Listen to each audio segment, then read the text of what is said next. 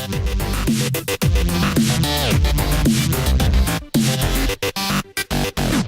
and welcome to my weapon review about the Assault Arctic pack. And I feel kinda like I have a bad and a good news for you.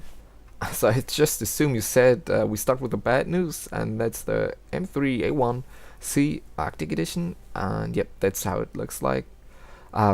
Pretty nice camo. Arctic, as you know, I use it without a scope, even though it comes with a open reflex and without any barrel attachments, because I think you don't need them.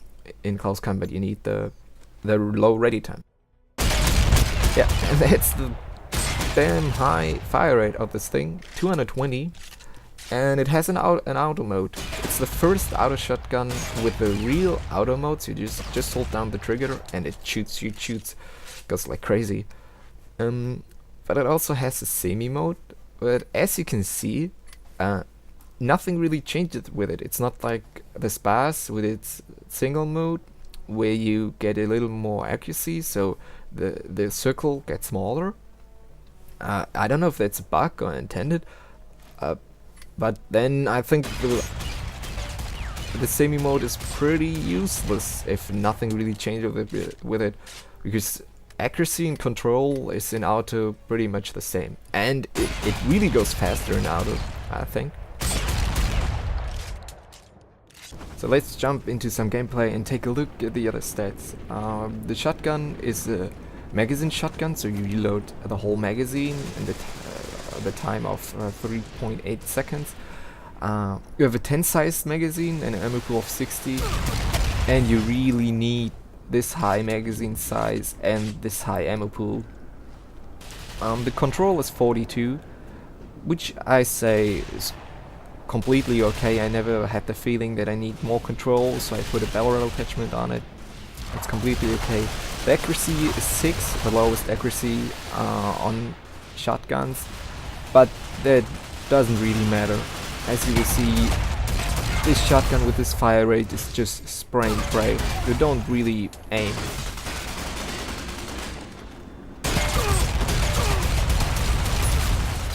And to be honest, it's pretty much fun to use a shotgun like that. It's really cool, but the big problem of this gun is you have only 120 damage per shot. That means you only have 15 damage per bullet. So the big enemy of this gun is high armor and toughness, especially the toughness, because if every point you lose in damage, you lose 30 points in DPS. The next scene is an example for that, where I try to kill an assault with a new Titan armor, harden, and I guess 2 in toughness, because I only do 8 damage to his body. And as you saw, I need all 9 bullets I had left to kill him. Okay, he was a turtle, but even on this range, I only do 13 damage to his head. And on top of that, that's not really how you play GRO. GRO is more like that. And for sure, an AR would have been in this situation the best thing to use, but imagine I would have used the Spas, especially the Ghost of the Future Soldier one with its long barrel. I would have killed him, or at least I would have killed this recon. Hell, with every other shotgun I would have killed this recon, because I only need some good hits in his head. But with this high spread on this shotgun and that low damage, and when I think about I can lower the ready time of a Spas on the level of this gun, or even lower, and this gun is the C version, then I can consider this gun for any serious matches or when I want to win. It's a fun gun, but that's all. Time for the good news, and since we have 2 of them, I would consider it as an overall good news. One of them is the AK-12SV Arctic Edition, also with this nice camo.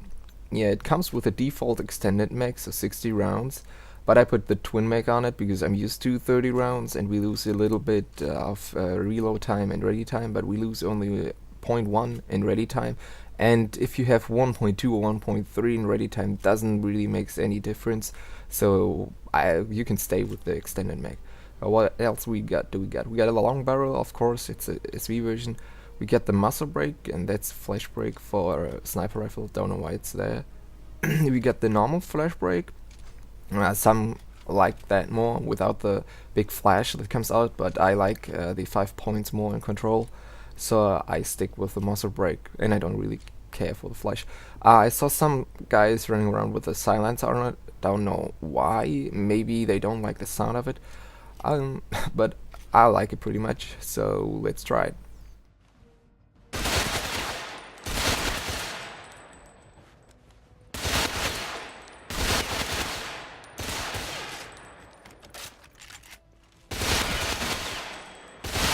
Yeah, nice control, I have to say.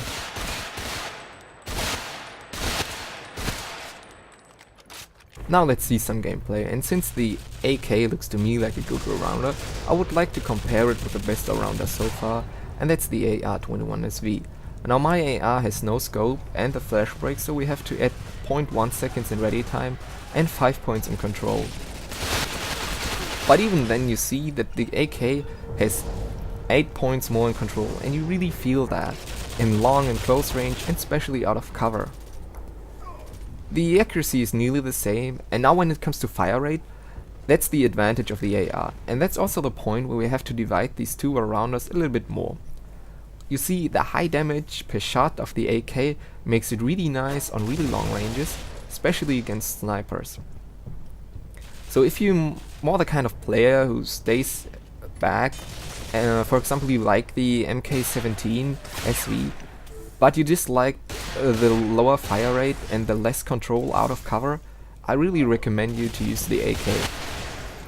If you're more the kind of player for close range, so you appreciate a high fire rate, but also want a gun usable on long ranges, so with the long barrel, I recommend you to use the AR-21SV.